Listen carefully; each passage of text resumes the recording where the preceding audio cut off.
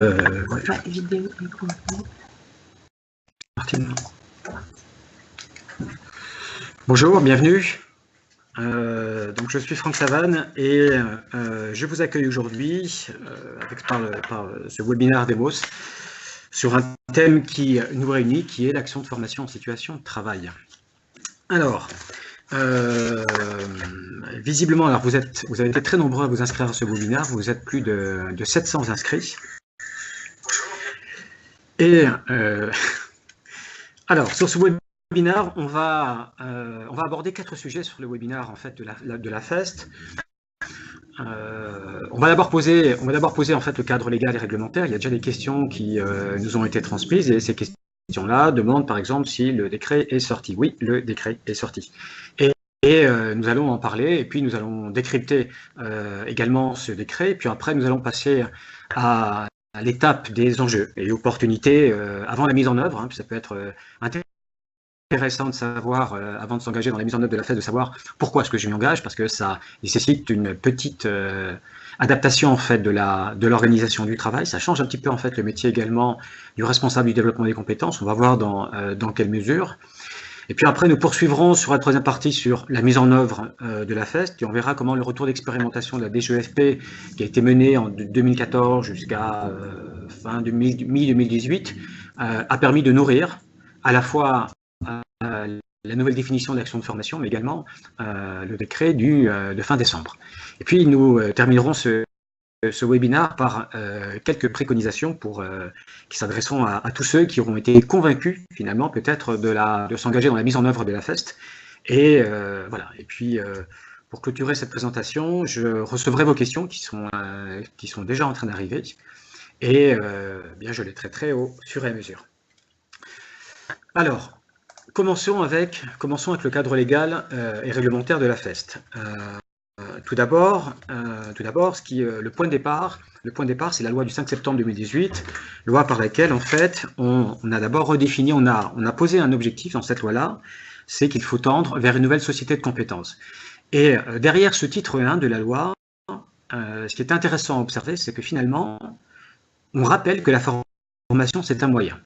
D'accord, c'est pas un objectif en soi. La compétence, en revanche, elle peut être positionnée comme un objectif. Et comme la compétence, elle s'exerce dans des situations de travail, ça met en évidence finalement deux types d'apprentissage. L'apprentissage formel, celui qu'on peut voir sur des actions classiques, présentielles, et puis l'apprentissage également informel que l'on développe par l'activité en situation de travail et qui s'inspire peu ou prou en fait du modèle 70-20-10, modèle par lequel, eh bien, par 70%, on développe ses compétences par l'activité, à 20% par les échanges avec ses pairs, et puis 10% par la formation. Mais la formation est un socle fondamental, puisque c'est celui qui va permettre derrière la mise en pratique, et donc du coup contribuer au développement des compétences. Donc d'une part, on a, de manière macro, on a la loi, qui fixe un objectif centré sur le développement des compétences, sur la compétence, un rappel du positionnement de la formation comme un moyen et la compétence comme un objectif, qui du coup peut être déployé de manière formelle et informelle. Et ça nous conduit vers une définition d'action de formation, une nouvelle définition d'action de formation que je vous lis. L'action de formation se définit comme un parcours pédagogique permettant d'atteindre un objectif professionnel. Elle peut être réalisée en tout ou partie à distance, elle peut également être réalisée en situation de travail. Voilà. Ça, c'est la nouvelle définition de l'action de formation. J'ai même envie de dire que c'est la première vraie définition de l'action de formation depuis plus de 40 ans, puisque précédemment, on avait plutôt les conditions d'organisation d'une action de formation. C'est-à-dire que pour organiser une action de formation, il faut un objectif, il faut un programme, il faut des moyens pédagogiques et d'encadrement, des dispositifs de suivi d'appréciation. Vous voyez, on était quand même très centré sur la formation, mais pas ce vers quoi en fait la formation doit nous conduire, c'est-à-dire la réalisation d'un objectif professionnel et la montée en compétences des apprenants qu'on accueille dans des programmes de formation. Voilà. Donc du coup, ici, qu'est-ce qu'on peut retenir sur cette définition? On retient déjà en fait qu'on est dans une logique de parcours pédagogique, c'est-à-dire qu'on n'est pas plus nécessairement maintenant on part pas d'un programme qui est arrêté. Ce parcours pédagogique, on lui donne du sens autour d'un objectif professionnel qui paraît également cohérent avec ce que je vous ai dit précédemment, puisque l'objectif professionnel, les moyens que l'on va mobiliser pour atteindre cet objectif professionnel va permettre potentiellement derrière de développer des compétences. Et puis on a plusieurs formats de réalisation finalement de l'atteinte de cet objectif professionnel par la formation présentielle, la formation à distance et la formation en situation de travail. Maintenant, poursuivons sur ce qui a été les bases en fait sur lesquelles la loi et le décret se sont appuyés. Et ça, c'était avant la sortie du décret. Donc là, on a la loi qui est la loi du 5 septembre 2018. Il y a eu ensuite, le 2 octobre 2018, à peu près un mois après la loi, après la sortie de la loi, on a eu en fait une présentation par la DGEFP en fait de la restitution de l'expérimentation qui a été menée avec une dizaine de cas, avec l'ANACT, des tests d'expérimentation en fait de la FEST dans différentes entreprises. Et ce qui est ressorti, ce qui a été présenté de ce 2 octobre, c'est que la FEST, les éléments constitutifs de la FEST, c'est d'une part d'abord un environnement de travail. On quitte l'environnement stagiaire, présentiel, classique, qui reste encore le format très courant dans l'entreprise.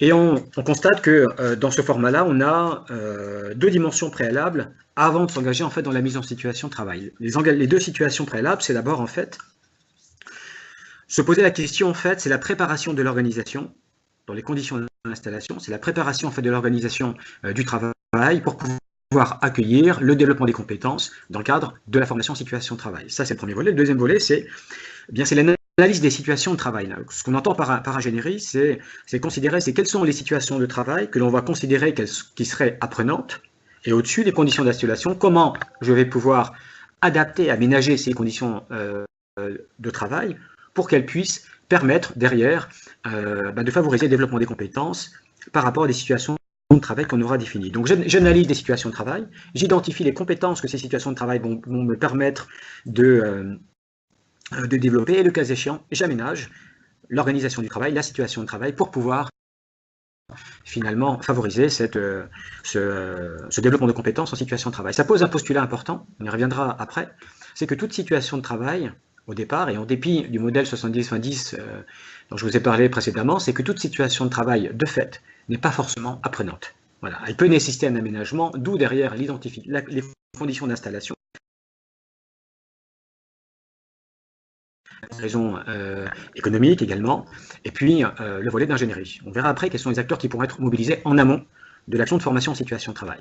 Et puis on arrive au cœur du système, le cœur de la FEST. Le cœur de la FEST, ça va être une succession donc, de mises en situation qu'on a préalablement identifiées, définies, voire aménagées, couplées avec des séquences dites réflexives. Ces séquences réflexives sont des séquences à partir desquelles il va y avoir en fait une prise de recul. Finalement, on va extraire l'apprenant de cette situation de travail pour qu'il puisse engager en fait une réflexion sur le vécu pédagogique en fait de cette situation de travail. Vous l'aurez compris, en fait, la séquence réflexive fait partie en fait c'est une modalité pédagogique que l'on va intégrer en complément en fait de l'activité réalisée en situation de travail. Ça, c'est un volet très important puisqu'on va le retrouver également dans le décret. Et puis, en fonction de ce qui sera ressorti de cette succession de mise en situation de séquences réflexives, on peut identifier derrière des séquences complémentaires. Ces séquences peuvent être en présentiel, à distance, également à nouveau en situation de travail. Donc vous voyez que la FEST, dans la mesure où juridiquement c'est déjà considéré comme une action de formation, reconnue comme une action de formation, un format, eh bien on peut imaginer demain des parcours qui peuvent alterner, multimodaux, du présentiel, on peut avoir de la formation à distance, de la formation en situation de travail, en fonction de l'objectif professionnel à réaliser, des contraintes d'organisation. Voilà, ça peut être très riche. Et ce qui est également précisé, c'est qu'il ne peut pas y avoir en fait d'AFEST sans évaluation des acquis. Alors j'attire votre attention sur le fait que là on est sur l'évaluation des acquis, hein, et le décret le précise également. On n'est pas dans ce que on peut retrouver dans des formations classiques, hein, des formats courants, avec la fameuse évaluation dite de satisfaction. Vous savez, le niveau 1 du modèle de Kirkpatrick. On est ici sur l'évaluation des acquis. Qu'est-ce que j'ai acquis à l'issue de cette expérience formation, hein, on parle bien d'expérience client, et bien là, en tant qu'apprenant, quelle est mon expérience formation, qu'est-ce qui a été acquis? Donc il y a nécessairement en fait une évaluation des acquis dans le cadre de la FEST, qui a été prévue dans le cadre de l'expérimentation, mais également repris dans le décret que je vous présenterai après, et une évaluation des acquis qui peut être réalisée au fur et à mesure des mises en situation des séquences réflexives, mais également à la fin à la fin finalement en fait du parcours suivi par l'apprenant en situation de travail. Voilà. Donc là, on est dans un schéma où ces éléments constitutifs sont avant la sortie des décrets. Et vous allez voir que c'est assez intéressant quand on va confronter ce même schéma d'environnement de travail, hein, qui est le retour d'expérimentation, avec les 4 critères qui sont cités dans le décret. Voilà, donc je vais vous présenter ensuite maintenant ce qu'indique le décret, en l'occurrence les 4 critères. 1. J'analyse l'activité de travail. Pour le cas échéant, l'adapter à des fins pédagogiques. Donc ça, c'est la phase amont que je vous ai présentée sur le schéma, toujours. 2, hein, sont extraits du décret, toujours, du 28 décembre 2018, la désignation préalable d'un formateur pouvant exercer une fonction tutorale. On revient sur quoi ici? On revient sur le fait que l'auto-formation, ce n'est pas encore considéré comme de la formation. On le voit déjà en fait avec l'assistance pédagogique, on a également sur la formation ouverte à distance, sur la formation présentielle classique, eh bien, la formation en situation de travail n'échappe pas à cette règle. C'est-à-dire qu'il y a nécessairement derrière un formateur qui peut, par ailleurs, exercer une fonction tutorale pour pouvoir accompagner les apprenants en situation de travail. Il y a évidemment la mise en place de phases réflexives, celles que je vous ai présentées dans le schéma des éléments constitutifs, et puis en dernier lieu, les évaluations spécifiques des acquis de la formation qui jalonnent ou terminent l'action de formation. Donc là, vous reconnaissez bien en fait ces 4 critères, ce sont les conditions en fait, par lesquelles il doit nécessairement être mis en place, pensé, organisé, pour que l'action de formation en situation de travail soit conforme en fait, au décret. Dans la réalité, c'est que en fonction de l'environnement dans lequel en fait, se déroulera la FEST, on peut avoir une entreprise de moins de 50 salariés. Alors ça me donne la possibilité de vous donner un petit... quelques éléments de réflexion sur la raison pour laquelle en fait la FEST a notamment été développée, c'est que finalement, si on repart sur les constats en fait de cette réforme, un des constats de la loi, c'est l'inégalité d'accès à la formation. L'inégalité d'accès à la formation, on l'observe par rapport au public, c'est-à-dire que les publics qui sont les plus qualifiés accèdent davantage à la formation que les publics faiblement qualifiés.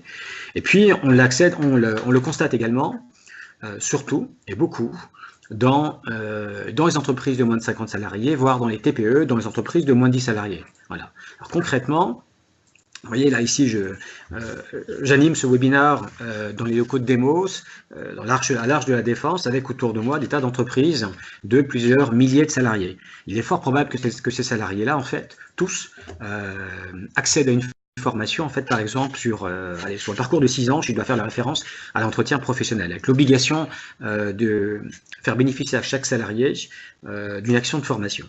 Eh bien, c'est beaucoup moins vrai. C'est beaucoup moins vrai dans les entreprises de moins de 50 salariés, et c'est encore moins vrai dans les entreprises de moins de 10 salariés.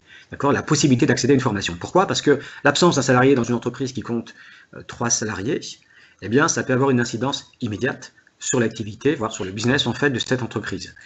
Du coup, la FEST peut potentiellement, derrière, et c'est ce que l'on verra après dans les enjeux, peut potentiellement être une réponse à la problématique de l'absence du salarié de son poste de travail parce que ça a une incidence sur l'activité.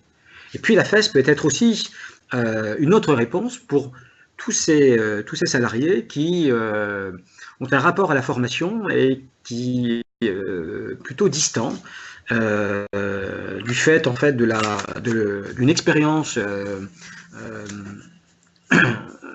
dans le cadre de leur parcours de formation initiale. Et donc, du coup, ils ne sont pas très enclins en fait, d'aller en formation. Tous les responsables formation, tous les responsables RH qui m'écoutent, qui m'observent ici, là, dans le cadre de ce webinaire, voient très bien ce que je veux dire, ceux qui finalement sont inscrits, ceux que vous inscrivez à vos formations et qui finalement ne veulent pas aller en formation ou trouvent des moyens pour ne pas aller en formation. Eh bien, la FEST, en leur donnant la possibilité de développer les compétences, on les met dans une zone de confort, on les met dans un environnement qu'ils connaissent, et c'est un environnement dans lequel en fait, ils seront peut-être certainement même plus enclins en fait, à partir en formation.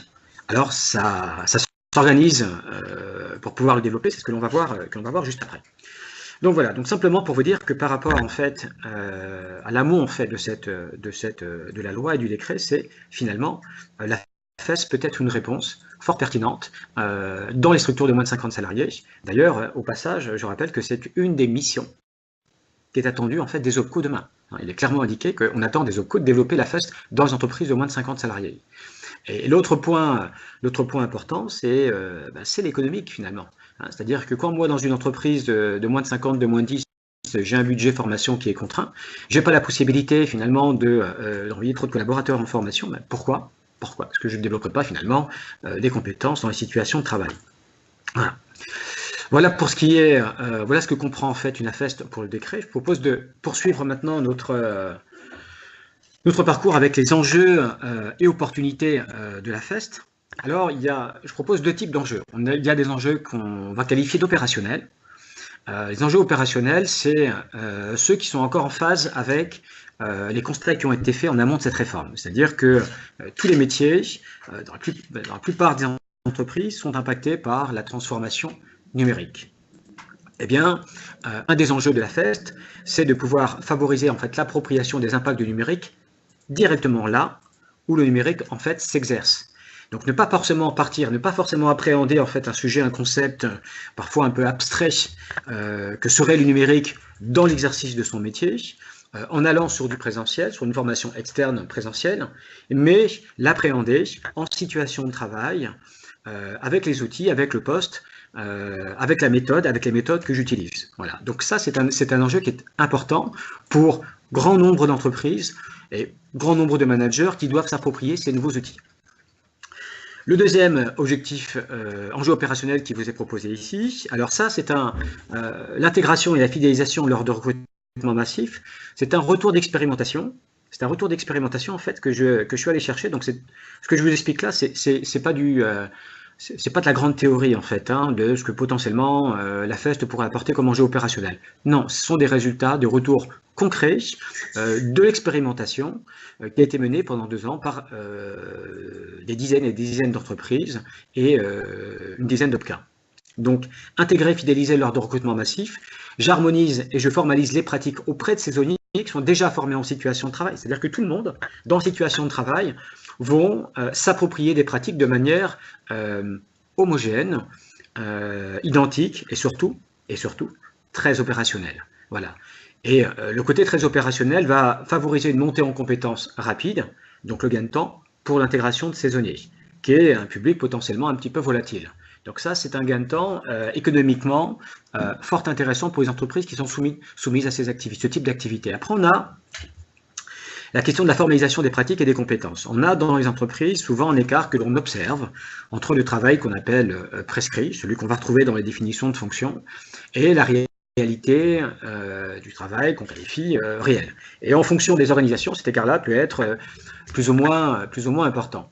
Eh bien, l'intérêt de la FEST ici, l'enjeu de la FEST, eh bien, c'est de rapprocher, c'est de réduire cet écart-là entre la réalité, entre le travail prescrit, lorsque définition de fonction existe, ou les fiches de poste, et ce que l'on attend de manière opérationnelle, surtout par le manager.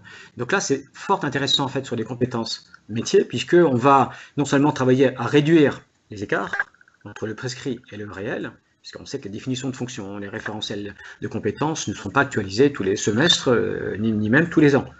Donc là, en fait, on va pouvoir agir directement par cette pratique-là, par la FEST. Donc c'est un enjeu fort intéressant. Et il y a aussi la notion de formalisation des pratiques, c'est-à-dire qu'on va capitaliser. On va capitaliser en fait sur les compétences qui auront été identifiées et qui auront été tracées, notamment grâce à ces fameuses séquences en fait de réflexivité dont on reparlera après dans la suite de ce webinaire. Ça, sur les enjeux opérationnels. C'est une illustration de quelques enjeux opérationnels de la FEST. On a des enjeux RH, parce que les RH ont un rôle clé à jouer dans le déploiement de la FEST. D'abord, en fait, on va avoir une valorisation étendue de l'effort de formation de l'entreprise. C'est-à-dire que tout ce qui avant était considéré, puisqu'on a j'ai souvent entendu des questions selon lesquelles, finalement, la FEST, c'est de la formation sur le tas, c'est de la formation interne. Oui et non. Oui et non, puisque maintenant, en fait, on a un décret qui définit les conditions pour que la FEST soit reconnue en tant que telle.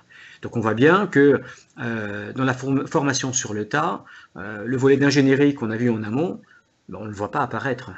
Hein, l'aménagement du poste de travail ou l'analyse des activités qui vont permettre de produire telles compétences, ça ne se fait pas nécessairement non plus. Pour le coup, en fait, c'est de la formation informelle, mais qui n'est pas préparée.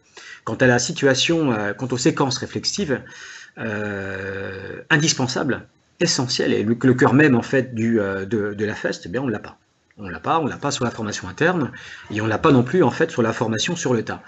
Et je vous présenterai juste après en fait un petit comparatif de la FEST avec d'autres formats de formation que vous connaissez. Ce qui est intéressant aussi, c'est que en termes d'enjeux RH, c'est que vous savez qu'avec l'entretien professionnel, vous avez l'obligation de former tous les 6 ans en fait l'ensemble des salariés. Et ce qu'indique, ça c'est daté de la loi de 2014, 5 mars 2014, et ça a été confirmé par la loi du 5 septembre 2018. Est-ce que la loi du 5 septembre 2018 dit, bon, il faut maintenant former l'ensemble des salariés, toujours, mais il faut que la formation soit non obligatoire. Quand on entend par formation, c'est la formation au sens juridique du terme. Eh bien, avec l'entrée, avec la nouvelle définition de l'action de formation, et avec le décret, eh bien la FEST, l'action de formation en situation de travail, est reconnue juridiquement. Donc les actions que vous mettrez en place, ou l'ajustement, l'aménagement en fait des postes de travail à des fins apprenantes, dès lors que vous serez en mesure de le tracer, eh bien ça pourra s'inscrire, ça va être reconnu comme étant une des actions conformes à ce qui vous est demandé dans le cadre de l'entretien professionnel. L'autre point important, voire essentiel aussi, c'est le rapport au développement des compétences avec l'apprenant.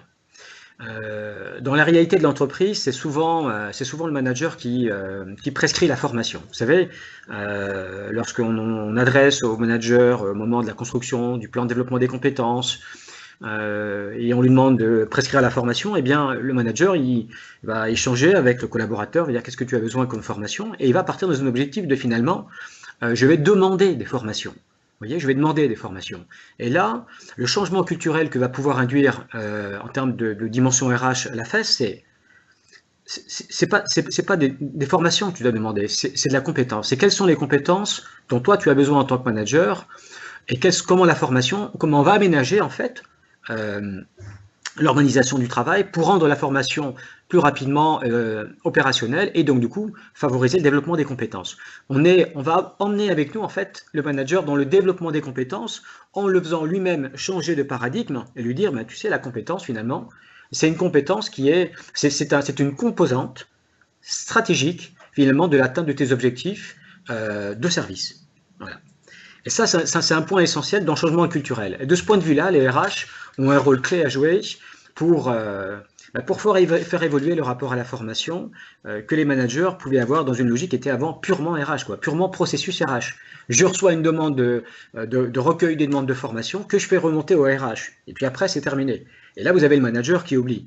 Là, ça va être constant, ça va être tout au long de l'année. Le rapport en fait au développement des compétences dans la situation de travail, quel est l'environnement quotidien du manager. Et là, il y a vraiment en fait une piste à explorer du côté des RH et des responsables formation. S'agissant des opportunités de la FEST, eh bien, ça je vous l'ai indiqué, une des opportunités clés, c'est que bien, finalement, ça nous offre plusieurs formats pédagogiques. On a du présentiel, on a de la formation à distance, on a, avec dans la formation à distance, hein, toutes les variantes que l'on connaît, de la classe inversée, le blended, le micro-learning. Et bien là, maintenant, on a également la possibilité de pouvoir intégrer dans des parcours professionnalisants, finalement, l'action de formation en situation de travail. Une forme d'alternance, hein, en quelque sorte. Du coup, ça serait pas inintéressant de penser, raisonner la FEST avec finalement un parcours tel que ce que propose la réforme. Je pense notamment en fait à la Pro A. Je pense notamment aussi en fait au contrat de professionnalisation qui est également intégré en fait dans cette réforme et qui pourrait aboutir, par une attestation de compétences, dès lors que l'on structure le parcours par bloc de compétences. Donc vous voyez comment en fait la FEST peut s'étendre en fait dans une logique finalement extrêmement étendue, pas simplement centrée sur une action de formation à un instant T pour répondre à un besoin.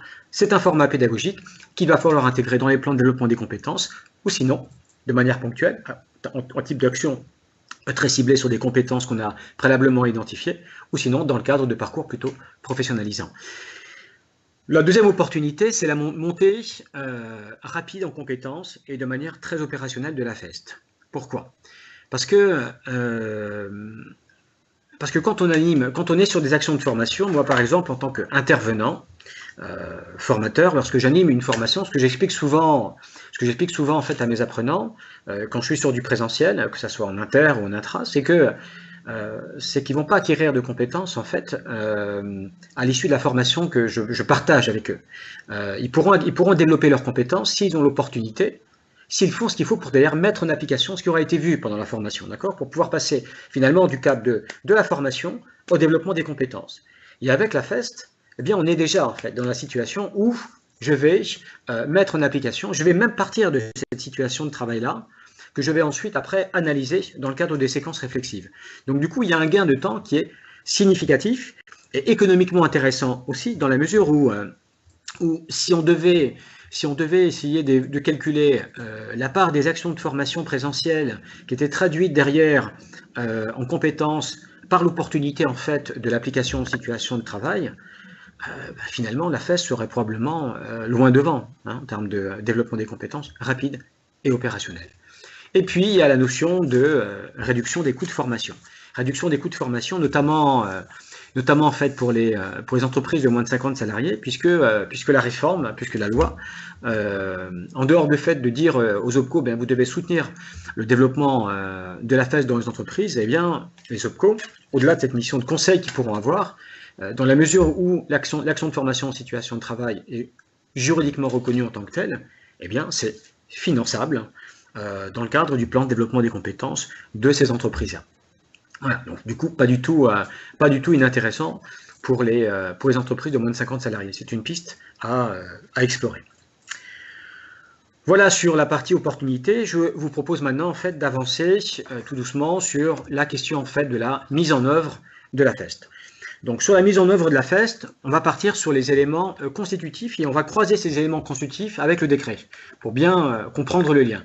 Donc je repars sur les éléments constitutifs, vous vous souvenez, conditions d'installation, la préparation de l'organisation du travail, l'identification des besoins en compétences, la mise en situation, l'organisation en fait, des différentes séquences réflexives et puis l'évaluation des acquis. Eh bien, regardez un petit peu comment chaque critère du décret en fait, se positionne à chacune des étapes en fait, de la mise en œuvre. L'analyse de l'activité du travail, c'est en amont. Est-ce que je dois adapter éventuellement à des fins pédagogiques l'activité de travail? C'est ça ce qu'on indique en fait dans la condition d'installation. Et puis ensuite, après, on a la désignation préalable d'un formateur. Eh bien, la désignation préalable d'un formateur, elle va se faire aussi en amont, pouvant exercer la fonction tutorale. Et ce qu'on va aussi identifier ici dans la dimension d'ingénierie, c'est bien le formateur, lorsqu'il va intervenir dans le déploiement de la FEST, il va quand même avoir un objectif. Lorsqu'il va confier en fait, lorsqu'il va orienter l'apprenant dans les situations de travail, c'est tu vas aller sur telle situation de travail parce que je sais que telle situation de travail va permettre de pouvoir développer telle compétence. Donc l'analyse du besoin entre l'écart entre les compétences réelles et les compétences requises, elles se feront en amont, dans la phase d'ingénierie et des conditions d'installation, et vous voyez qu'on le retrouve sur le premier critère du décret, le deuxième critère du décret. Troisième critère du décret également, c'est la mise en place en fait des phases réflexives, qui sont totalement indispensables finalement dans la réalisation de la FEST. Je dirais même que, comme on peut le voir ici sur ce schéma-là, c'est le cœur du système. Et puis, l'évaluation des acquis, et encore une fois, on va plus loin ici, on ne parle pas d'évaluation de satisfaction. Est-ce que la formation elle vous a plu? Non, là, on travaille sur les acquis de la formation qui peuvent commencer en fait dès la mise en situation à l'occasion des séquences réflexives, mais également tout simplement à l'issue de l'action de formation en situation de travail. Maintenant, comparons la FEST avec d'autres formats plus courants, ceux qui sont, qui je dirais aujourd'hui couvrent 80% en fait des actions que l'on peut observer. Alors, je vous propose un schéma où là, on va retrouver tous les critères qu'on peut considérer comme étant intéressants, indispensables sur la FEST, mais également avec d'autres formats de formation. Alors, on a la FEST, on a le présentiel externe inter-entreprise, le présentiel externe intra-entreprise, présentiel interne et la formation ouverte et à distance. Donc là, ce que j'ai fait, c'est que je vous propose en fait un comparatif avec les deux autres formats qu'on a dans la définition de l'action de formation. Présentiel, en situation de travail ou à distance. Et ensuite, différents formats du présentiel. Et puis les différents critères qu'on retrouve dans la FEST ou sinon sur les autres formats. Je prends la FEST. Quand je prends la FEST, eh bien, je regarde l'analyse en situation de travail, oui, elle est indispensable. On l'a vu préalablement sur le schéma. La désignation d'un formateur, oui. C'est, j'ai envie de dire qu'on pourrait même l'aligner sur tous les formats si tant est qu'on souhaite que les actions de formation soient reconnues en tant que telles sur le plan juridique. Est-ce que c'est distinct des lieux de travail? Non, pas sur la FEST, d'où le petit point rouge. Alors c'est censé être vert, hein, mais si vous le voyez bleu, c'est pas grave. Gardez ce code couleur. La mise en situation de production, oui, sur la FEST. Séquence réflexive, oui, on vient de le voir. Et puis ensuite, l'évaluation des acquis, notamment en fait, à la fin aussi, le décret le confirme. Comparons ça maintenant avec le présentiel externe interentreprise. Est-ce qu'on a l'analyse de la situation de travail? Non, on ne le retrouve pas. On a la désignation d'un formateur? Oui. Distinct des lieux de travail? Oui. Ben oui, présentiel externe en interentreprise. Mise en production, est-ce que je suis dans des situations de mise en production? Ben non, puisque je suis en dehors en fait de mon lieu de travail. Séquence réflexive? Non, on n'a pas véritablement en fait sur du présentiel externe inter, puisque normalement ça serait couplé. Hein, avec les mises en situation de production, hein, elles ne se font pas par rapport à des cas pratiques, hein, les séquences réflexives. Elles sont ici, si on entendues par rapport à la FEST, elles se font par rapport aux situations de production dans lesquelles en fait ont été placés les apprenants. Évaluation des acquis, je dirais qu'aujourd'hui en fait l'évaluation de la formation, c'est possible, mais l'évaluation de la formation, dans 90% des cas, on est sur l'évaluation dite de satisfaction à la fin. Hein, vous prenez le décret qualité du 30 juin 2015, vous prenez en fait ce qui est demandé dans le Datadog pour les organismes de formation, on est sur du niveau 1, l'évaluation de satisfaction, donc non. Le présentiel externe intra, eh bien c'est possible d'analyser situation de travail puisqu'on est sur un intra, donc on va ajuster finalement, on va penser l'ingénierie par rapport en fait aux situations de travail dans lesquelles en fait vont être projetés les apprenants. Oui, il y a un formateur, mais ça va être distinct des lieux de travail. Hein, on est sur du présentiel externe, intra-entreprise. Est-ce qu'il y aura de la mise en situation de production? C'est possible, c'est-à-dire qu'on peut reproduire, des situations de production. Mais attention, des situations de production organisées à des fins apprenantes, ce ne sont pas des situations de travail réelles telles qu'elles sont pensées dans la FEST. D'accord? Donc on a la FEST, c'est j'interviens sur ma situation de travail actuelle. C'est différent de reproduire une situation de travail parce que toutes les questions qu'on se pose d'aménagement, de prise en compte des règles de sécurité, du volume, de l'activité, de la production, des rapports avec le client, eh bien en fait, je serai dans un cas qui sera simulé. Donc ça ne sera pas forcément la même chose. Même si on peut reproduire, c'est possible, ça ne sera pas véritablement de la FEST. Séquence réflexive, pas véritablement, puisque de toute façon, c'est biaisé au départ, puisque la situation de production sera reproduite à des fins apprenantes. Évaluation des acquis, alors, de manière réglementaire, non. Après, c'est vrai que je pourrais mettre ici un petit point orange pour dire oui, à la demande du client, on peut organiser une évaluation des acquis. Sur le présentiel interne, on va retrouver toujours pas d'analyse de situation de travail en amont, hein, pas de manière systématique. La désignation d'un formateur, oui, interne. Finalement, on va retrouver sur la formation interne, on part sur un programme qu'on va dérouler avec un formateur interne dans l'entreprise, distinct des lieux de travail. Ça peut être une salle de formation dans l'entreprise, mais on n'est pas sur le lieu de travail véritablement dit au sens là où on produit. Même si derrière, on peut avoir un cas pratique, hein, j'ai vécu ça dans une entreprise en tout début d'année, où finalement vous aviez un apport théorique le matin, formateur interne, un déroulé de programme, donc on n'était pas sur un parcours pédagogique, hein, revenez sur la définition de l'action de formation, on était sur un programme, je déroule moi, formateur interne, avec mes salariés, un programme de formation distinct du lieu de travail, et puis on va faire un petit cas pratique sur un site de production. Mais je suis sur un cas pratique sur un site de production. Je ne suis pas en exercice. Et la séquence réflexive, véritablement, la séquence réflexive qui permettrait d'extraire l'apprenant en fait de la situation de production, la plupart des cas, on ne l'observe pas ça. On n'observe pas sur du présentiel interne classique. L'évaluation des acquis, elle peut être possible, puisqu'on a une grande liberté sur du présentiel interne, mais elle n'est pas systématique. Et puis enfin, sur la formation ouverte et à distance, l'analyse de la situation de travail, dans la plupart des cas, pas véritablement, on part sur un programme, hein, si on a même une convention qui est posée dans dans le décret.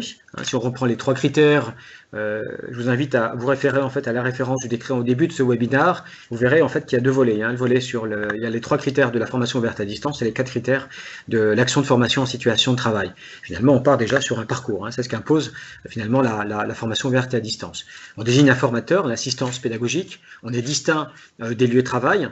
Même si je suis sur un poste de travail connecté, eh bien finalement je ne produis pas. Il n'y a pas de mise en situation de production derrière. Il n'y a pas véritablement de séquence réflexive. Même s'il peut y avoir des partages dans une communauté d'apprenants qui seraient offertes par la formation ouverte à distance. Et oui, on peut avoir des évaluations des acquis, il peut y avoir des tests qu'on observe assez souvent sur la formation à distance. Voilà le petit comparatif. Alors, évidemment, c'est très généraliste, mais ça vous permet déjà de voir un petit peu dans quelle mesure la FEST se distingue en fait d'autres formats qui sont d'autres formats pédagogiques assez courants qu'on trouve dans des plans de formation, plans de développement des compétences. La séquence réflexive qui est le cœur de la FEST. Quand on creuse le détail de ce que dit le décret sur la séquence réflexive, on parle bien de temps de réflexivité, c'est-à-dire qu'on va extraire finalement l'apprenant de la situation de travail, on va lui demander d'observer, d'analyser les écarts entre ce qu'il fait, entre les attendus, c'est-à-dire les compétences réelles qui auront été pensées en amont du processus, un des éléments constitutifs de la FEST, et puis la réalité. Donc on va l'inviter à sortir de cette situation de travail pour mener cette réflexion et essayer ensuite bien de restituer sur les acquis en fait de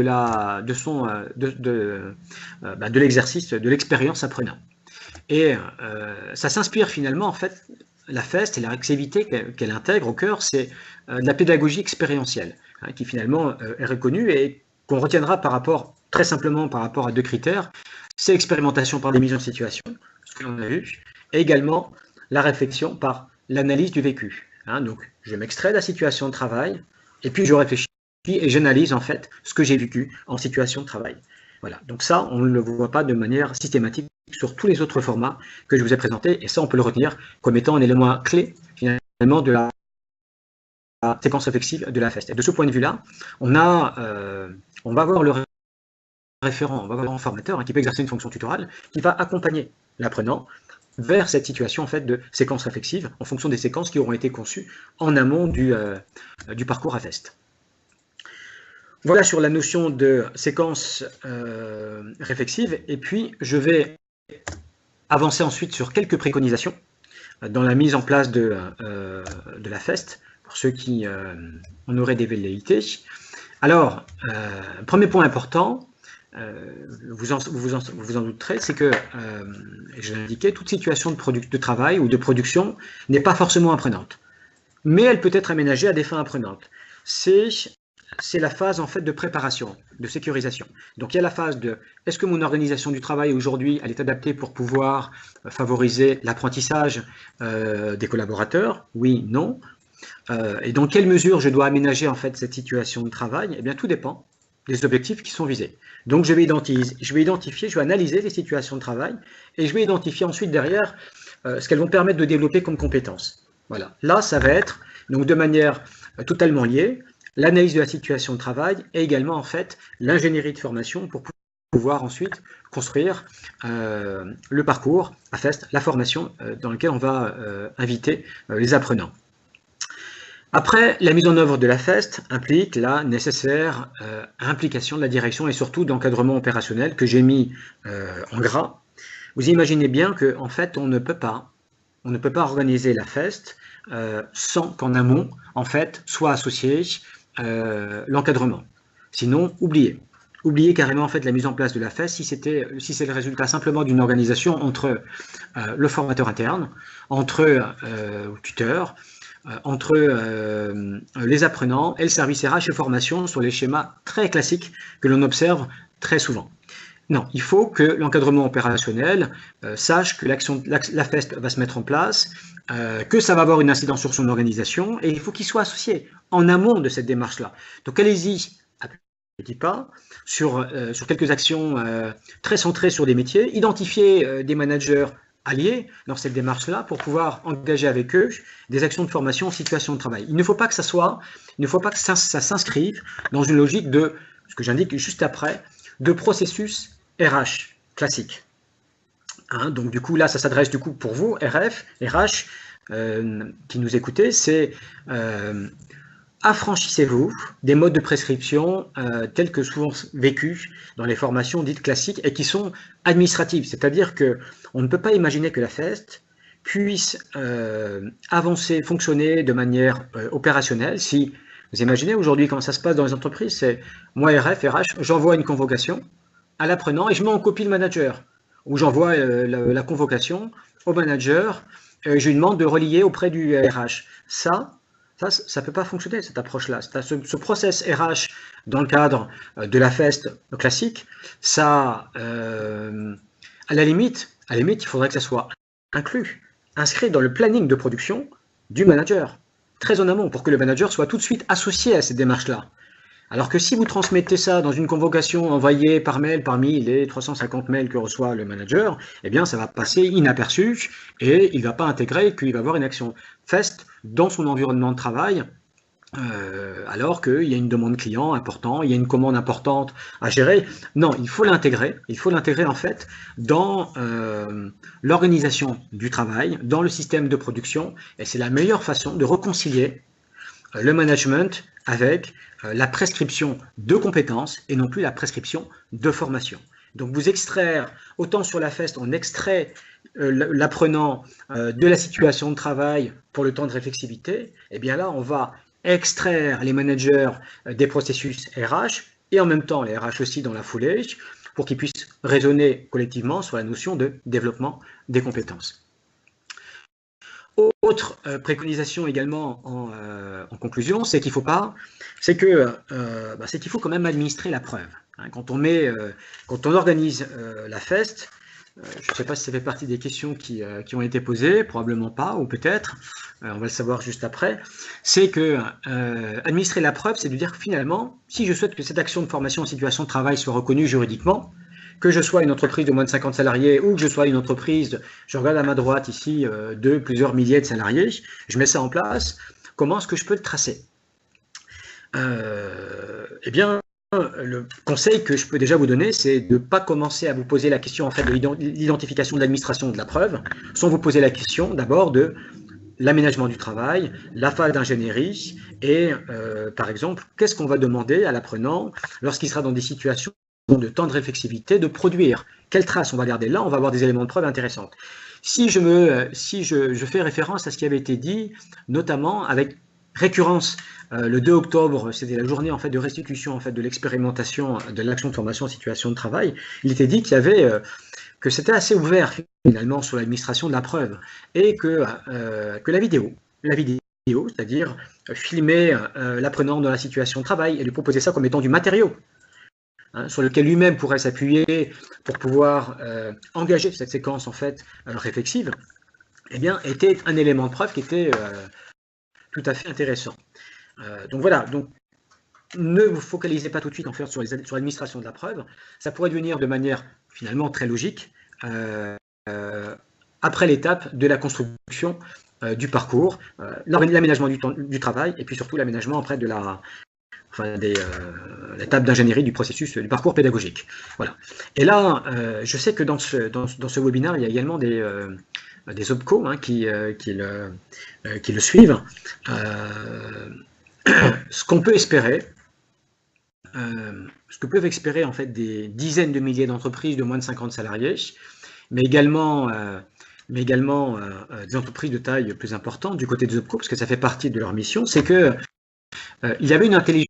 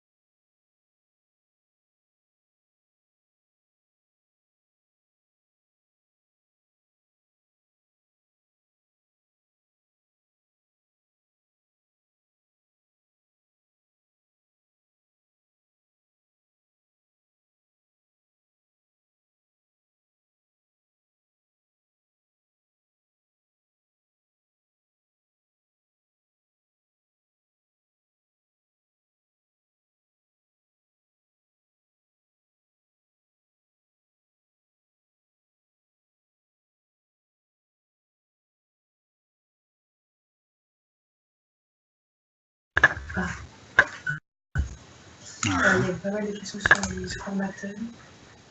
Quand les séquences réflexives, financières. Ça va. Oui, ça va. Le son aussi? Moi, j'ai toujours pas d'image. Hein. Oui, Ah, il y a un délai. il y a ces 3 secondes.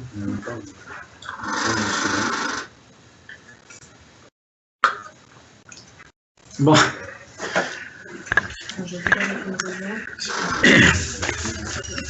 Alors, voilà, il y a eu une petite coupure technique qui entre-temps a été réparée. Donc on va passer maintenant en fait à la phase des questions. Alors il y avait une première question qui a été posée concernant en fait le décret. Ça, la réponse je l'ai apportée puisque nous avons parlé du décret. Vous avez même la référence que vous retrouverez sur le webinaire. D'autres questions? Je vous l'ai dit. Oui. Quels écueils éviter pour une AFEST? Ne pas se faire retoquer par un salarié qui considérerait ne pas avoir été formé à son entretien. Quels écueils éviter? En fait, je ne sais pas si le salarié qui va suivre une action de formation en situation de travail, il va forcément faire le lien entre l'action de formation qu'il a suivie en situation de travail et l'obligation pour l'employeur de reconnaître cette action de formation-là comme étant une action de formation reconnue juridiquement et donc du coup éligible à l'entretien professionnel. Ce que je veux dire par là, c'est que à partir du moment où vous identifiez, vous mettez en place l'administration des preuves de la réalité de la FEST, le salarié peut opposer son refus, en indiquant que ce n'est pas une action de formation au sens juridique du terme, si tant est qu'il le fasse, encore une fois. Vous pourrez, à ce moment-là, j'ai envie de dire, on peut s'appuyer sur cette fameuse standardisation d'administration des preuves que je sollicite en direction futurs OPCO, enfin des OPCO actuels qui ont été créés, et notamment avec la DGEFP, pour qu'on n'ait pas ce type d'écueil, justement. Si tant est qu'on ait ce type de questions. On a d'autres questions? On a beaucoup de questions sur le formateur. Alors, le formateur peut-il être interne ou externe à l'entreprise? Oui. Oui. Quel est le rôle du formateur dans la FEST? Qui crée l'ingénierie de la FEST dans l'entreprise? Alors, ça dépend dans l'entreprise qui déjà en fait est associée déjà à la conception des parcours de formation. Aujourd'hui, potentiellement, la FEST, ça peut être ouvert aux organismes de formation en capitalisant pour eux en fait sur leur ingénierie de formation, sur la capacité à mobiliser leur ingénierie de formation, l'ingénierie pédagogique au service d'une AFEST au sein de l'entreprise. Donc là, on voit que on peut avoir un concepteur et on peut avoir un formateur. Donc on peut avoir un concepteur externe qui va intervenir en support d'un formateur interne, AFEST. Première possibilité. Deuxième possibilité, on peut avoir dans l'entreprise, d'une taille plus importante, des formateurs qui conçoivent les formations. Et ces formateurs-là, du coup, en PEF, sont totalement internes. Je conçois et je forme. Donc là, on s'appuie sur des ressources internes au sein de la FEST. Et puis, on peut avoir, dans l'absolu, rien ne l'interdit, juridiquement, ni même dans le décret, on peut avoir la FEST portée par de l'ingénierie en externe, dans la conception, et puis dans l'animation, c'est-à-dire la conduite, en fait, le support aux séquences réflexives de l'apprenant avec quelqu'un d'externe. Alors, il serait quand même préférable, si on est sur la FEST centré sur des compétences métiers, que l'on ait évidemment en fait un intervenant externe qui a une connaissance finalement du sujet technique qui est abordé dans le cadre de la FEST. Le formateur tuteur AFEST doit-il suivre une formation précise? C'est pas stipulé, c'est-à-dire qu'il peut avoir une fonction tutorale, donc dans la mesure où il peut avoir une fonction tutorale, il existe aujourd'hui en fait, et la loi prévoit même en fait, sur un autre décret, en fait les parcours certifiant, reconnaît des parcours certifiants en fait en direction des publics tuteurs, mais elle n'impose pas. C'est-à-dire que ça pourrait être un plus. Voilà, on peut considérer que finalement le formateur qui suit le parcours, la formation, on peut considérer qu'il aurait quelques éléments en fait de connaissance. Il ne serait pas simplement dans le cadrage que peut avoir le tuteur classique, mais il y aurait une reconnaissance finalement du formateur tuteur qui serait fort de cette certification supplémentaire. Mais il n'y a pas de caractère obligatoire. Alors, il y a pas mal de questions sur les séquences réflexives. Pourriez-vous nous donner un exemple de séquence réflexive et comment expliquer simplement une séquence réflexive à un responsable TPE? Alors, si je reviens rapidement en fait sur la séquence réflexive, ici je l'explique, il y a la première chose en fait dans la phase réflexive, c'est que le premier élément, c'est qu'il y a nécessairement extraction de l'apprenant en fait de la situation de production, physiquement parlant, pour pouvoir engager cette démarche de réflexion. Cette démarche de réflexion, elle va être sur quoi? Elle va se dire, c'est finalement qu'est-ce que j'ai vécu dans cette expérimentation? Et est-ce que c'est conforme finalement aux compétences qui ont été visées en amont? L'idée de la séquence réflexive, c'est de la confronter l'apprenant à la réalité en fait des compétences qui sont visées en amont. C'est ce qui pourrait justifier derrière qu'on répète finalement de la mise en situation et après à nouveau une séquence réflexive jusqu'à obtenir finalement l'atteinte de l'objectif professionnel, c'est-à-dire l'atteinte des compétences qui ont été visées en amont. Donc ça, c'est un travail qui doit être mené par l'apprenant, de manière individuelle, avec simplement en support le formateur qui va mener avec lui un entretien réflexif. Donc on a l'expérimentation, il y a la mise en situation qui a été pensée en amont, il y a l'apprenant qui est dans cette mise en situation, il y a l'extraction ensuite de l'apprenant en fait de la mise en situation, il y a une réflexion que lui il va engager, et puis ensuite il y aura un entretien de débriefing qui pourrait être mené entre finalement l'apprenant après cette phase réflexive avec le formateur, tuteur, le référent AFEST dans l'entreprise. Il y a aussi pas mal de questions sur le financement. Sous quels critères les OPCO, au titre du plan de développement des compétences, ont-ils financé la FEST? Un taux horaire, un taux heure, stagiaire? Quid du financement de la phase d'analyse, situation de travail? Alors, si on regarde en fait ce que dit la loi et les décrets également sur ce que prennent en charge, sur ce que financent les OPCO, donc je rappelle que par rapport en fait à cette réforme de la formation, on a dans les contributions des entreprises, on a une ligne qui est consacrée en fait au développement des compétences des entreprises de moins de 50 salariés.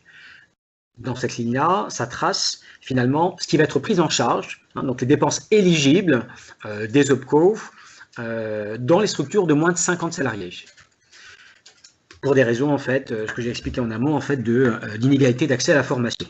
Et là, on retrouve l'action de formation classique. C'est-à-dire la pédagogie, on retrouve la rémunération, on retrouve les frais annexes, on trouve la phase d'ingénierie et d'évaluation. Donc l'ingénierie et l'évaluation, donc l'ingénierie comme on la retrouve également sur la FEST, c'est intégré, c'est éligible, c'est une dépense qui est éligible, dans tous les cas c'est prévu dans les textes que ça soit finançable par les OPCO. Mais là on est dans les entreprises de moins de 50 salariés. Les enjeux ne sont pas les mêmes entre les moins de 50 et les entreprises de plusieurs centaines, de plusieurs milliers de salariés.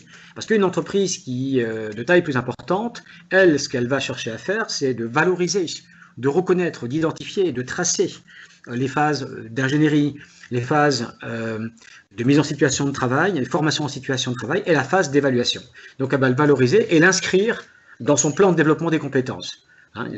Ça présenterait pas forcément un intérêt pour elle, finalement, de verser en fait sa contribution formation, sauf contrepartie ou une qualité de service proposée par le co, mais de verser en fait une contribution formation de manière volontaire à son OPCO, pour ensuite récupérer les financements au travers des actions FEST qu'elle aurait mises en place. Voilà. L'idée ici, c'est de dire par rapport au financement, c'est surtout en direction des entreprises de moins de 50 salariés et dans lesquels, en fait, le développement des compétences, en fait, bute un petit peu. Encore une question sur les OPCA. Quels sont les OPCA qui ont accompagné la FEST? Alors, vous retrouverez ces OPCA, on en a, je crois, de mémoire, il y a 11 OPCA, on a quasiment, en fait, on a l'Interpro, je ne peux pas tous les citer ici, vous le retrouverez sur le site du Copanef, également sur le rapport de synthèse de l'expérimentation AFEST qui a été porté par il y avait le Copanef et puis le CNEFOP. Voilà. Donc je ne sais pas si c'est possible de le mettre en ligne quelque part, en fait, disponible à partir du lien, le rapport de synthèse d'un document téléchargeable. Voilà, donc on va faire ça. On va vous le proposer. On va vous proposer de pouvoir télécharger le rapport de synthèse d'expérimentation AFEST. Et là, vous retrouverez tous les OPCA qui ont participé à cette expérimentation. la FEST, vos préconisations durée, mini, maxi? Il n'y a pas de... je ne sais pas si on doit nécessairement en fait raisonner en fait par rapport à la question de la durée, si ça aurait nécessairement du sens pour deux raisons. La première raison, c'est que déjà en fait la loi travail, la loi du 8 août 2016, avait déjà redéfini en fait l'action de formation en disant que l'action de formation pouvait être séquencée, c'est-à-dire sur des durées très courtes. C'est-à-dire que la notion de durée, déjà dans les textes Code du travail, dans la définition de l'action de formation, elle n'existe pas. La loi travail donne néanmoins la possibilité d'organiser des séquences très très courtes. Donc ça veut dire que si vous voulez organiser la FEST sur des séquences très courtes, faites-le, mais faites-le à ce moment-là dans le cadre de parcours peut-être. Des parcours si vous pensez que ça peut avoir une incidence sur l'activité, sur la production, eh bien je fais des séquences d'1 heure, 1h30, 2 heures maxi. Voilà, et là ça pourrait être pertinent. Mais intégrez-le en fait dans un processus pédagogique autour d'un objectif professionnel, et là je vous renvoie, vous le voyez bien ici, avec ces termes clés, vers la définition de l'action de formation, la nouvelle. Avez-vous des exemples de situations de travail non aménageables? Alors pourquoi est-ce que je disais que j'en ai pas? J'en ai pas parce que j'ai mon collègue et ami qui est Patrick Mayen, qui est un expert en fait de la didactique professionnelle, qui faisait partie du comité scientifique de l'expérimentation AFEST avec la DGFP, ANAC et différents OPCA. Et ce que Patrick dit, il dit que toute situation de travail est aménageable en AFEST. Toute situation de travail. Voilà. Donc, et je suis assez d'accord avec ce qu'il dit. Donc, en conséquence, là, je réponds à votre question. Je ne connais pas donc, de situation de travail qui ne serait pas aménageable. Voilà, on arrive à la fin de ce webinaire. J'espère vous avoir apporté un éclairage. N'hésitez pas à laisser quelques commentaires. Ça nous permettra d'identifier nos axes d'amélioration. Merci beaucoup pour votre participation nombreuse à ce webinaire et je vous dis à très bientôt sur les réseaux sociaux parce qu'il y aura un petit retour après. Merci. Au revoir.